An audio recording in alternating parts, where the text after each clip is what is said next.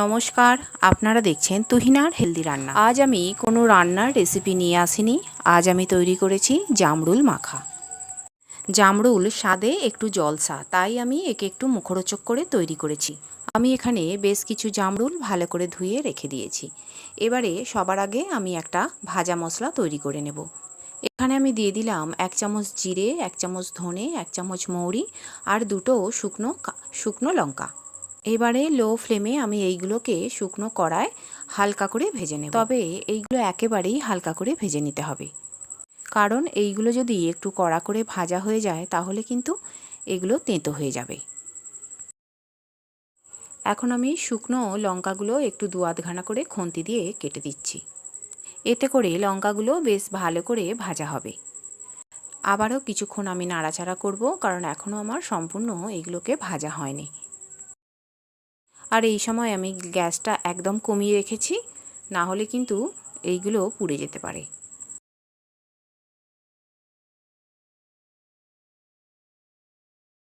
এখন মোটামুটি আমার এইগুলো ভাজা হয়ে গেছে।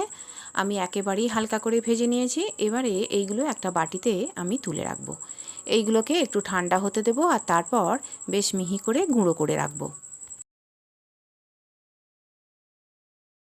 এখন আমার ভাজা মশলা তৈরি করা হয়ে গেল। এবার আমি জামরুলগুলোকে পরিষ্কার করে নেব। আমি একটা বাটিতে কিছুটা জল দিয়ে দিয়েছি আর তাতে দিয়ে দিলাম 1 চামচ নুন। এবার আমি জামরুলগুলোকে কেটে ওই নুন জলে ফেলবো। প্রথমে দু আধখানা করে কেটে নিলাম, তারপরে এর মুখের যে পাপড়িগুলো আছে সেইগুলোকে আমি ছাড়িয়ে ফেলে দিলাম একটা ছুরি দিয়ে। এবারে ঠিক মিডিলে একটা দানা থাকে, সেইটাকেও ছুরির মুখ দিয়ে আমি কেটে ফেলে দিলাম। এবারে আধখানা জামরুলকে আমি ঠিক 3 খণ্ড করে ওই নুন জলে রাখলাম। এবার আমি বাকি অর্ধেক জামরুলটাকেও পরিষ্কার করে নেব একইভাবে। মাঝখান থেকে দানাটা বার করে নেব আর এর মুখের পাপড়িগুলো বেশ সুন্দর করে পরিষ্কার করে নেব। এই জামরুলের মুখের দিকের পাপড়িগুলোর ভিতরে পিঁপড়ে বা ছোট ছোট পোকা থাকে, তাই এইগুলোকে আমি কেটে নুন জলে কিছুক্ষণ ডুবিয়ে রাখবো। এতে করে পোকাগুলোও বেরিয়ে যাবে আর জামরুল থেকে কষটাও বেরিয়ে যাবে। আবারও আমি আর একটা জামরুল কাটা দেখিয়ে দিচ্ছি। প্রথমে মুখের পাপড়িগুলো আমি পরিষ্কার করে নেব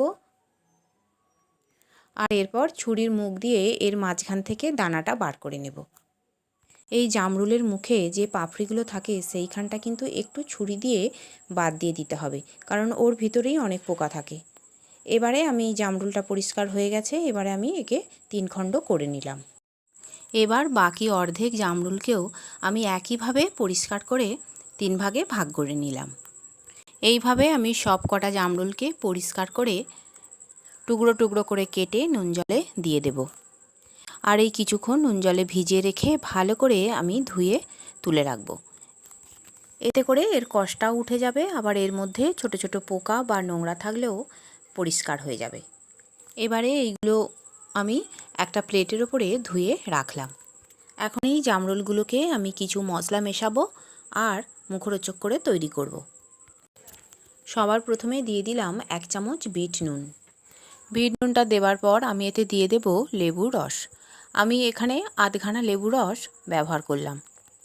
এক টুকরো লেবু থেকে আমি রস বার করে দিলাম। এবার বাকি টুকরোটা থেকেও আমি রস বার করে দিয়ে দিলাম। এরপরে আমি এতে দিয়ে দিলাম গুঁড়ো করা 2 চামচ চিনি। আমার চিনির দানা এতটাই বড় ছিল যে আমি এখানে গুঁড়ো করেই চিনিটা ব্যবহার করলাম। এতে করে ভালো করে মিশে যাবে। এরপর দিয়ে দিলাম সেই ভেজে রাখা মশলাটার গুঁড়ো। আমি ভাজা মশলাটার অর্ধেকটা এখন ব্যবহার করলাম আর বাকি অর্ধেকটা পরে ব্যবহার করব। এরপর আমি এর ওপরে দিয়ে দেব 1 চামচ টমেটো সস আর এটাকে জামরুলের সঙ্গে ভালো করে মাখিয়ে নেব। এর ওপরই আমি আরও প্রায় 1 চামচের মতো টমেটো সস দিয়ে দিলাম আর জামরুলের সঙ্গে মাখিয়ে নিলাম। বন্ধুরা, এই জামরুল যেহেতু সুমিষ্ট ফল নয়, তাই একে কিন্তু আমরা অবজ্ঞাই করি, কিন্তু জানেন কি এর কত গুণ? এই জামরুলে থাকে প্রচুর পরিমাণে জল। এছাড়া আছে প্রচুর পরিমাণে iron, calcium, potassium, magnesium, phosphorus. এছাড়াও এতে থাকে প্রচুর পরিমাণে vitamin C, vitamin A, vitamin বি1 আর বি3। এই জামরুল আমাদের রক্তচাপকে নিয়ন্ত্রণ করে আর আমাদের লিভারকে ভালো রাখে। এতে প্রচুর পরিমাণে অ্যান্টিঅক্সিডেন্ট থাকায় এটা ক্যান্সারকে প্রতিরোধ করে আর আমাদের হার্টকেও ভালো রাখে। এটা কোষ্ঠকাঠিন্য দূর করে আর হজম শক্তি বাড়ায়। তাই বন্ধুরা, এই উপকারী ফলটাকে মোটেও কিন্তু অবহেলা করবেন না। এদিকে আমার জামরুল মাখা হয়ে গেছে। আমি 4টে বাটিতে বেশ সুন্দর করে এটাকে সাজিয়ে নিচ্ছি। এরপর আমি এর ওপরে ছড়িয়ে দেব সেই ভেজে রাখা বাকি ভাজা মশলাটা। আর বন্ধুরা, আমার রান্না যদি ভালো লেগে থাকে আর যদি নতুন নতুন তেল ছাড়া রান্নার রেসিপি পেতে চান, তাহলে আমার চ্যানেলটিকে সাবস্ক্রাইব করুন আর পাশে থাকা ঘন্টাটি বাজিয়ে দিন। আর লাইক, শেয়ার, কমেন্ট করতে কিন্তু একদম ভুলবেন না। এদিকে আমার জামরুল মাখা একদম কমপ্লিট। এবারে আমি এর ওপরে বাকি ভাজা মশলার গুঁড়োটা ছড়িয়ে দেব। এতে করে এটা দেখতেও ভালো লাগবে, আবার এটা খেতে কিন্তু দারুণ মুখরোচক হবে। বন্ধুরা, আমারই মতো ঠিক এইভাবে বাড়িতে জামরুল মাখা তৈরি করে খান, দেখবেন এটা কত লোভনীয় আর মজাদার হয়েছে। আর বন্ধুরা, তেল ছাড়া রান্না করুন আর নিজেদেরকে সুস্থ রাখুন। আর আমার রান্নাটি দেখার জন্য সকল বন্ধুদের জানাই ধন্যবাদ।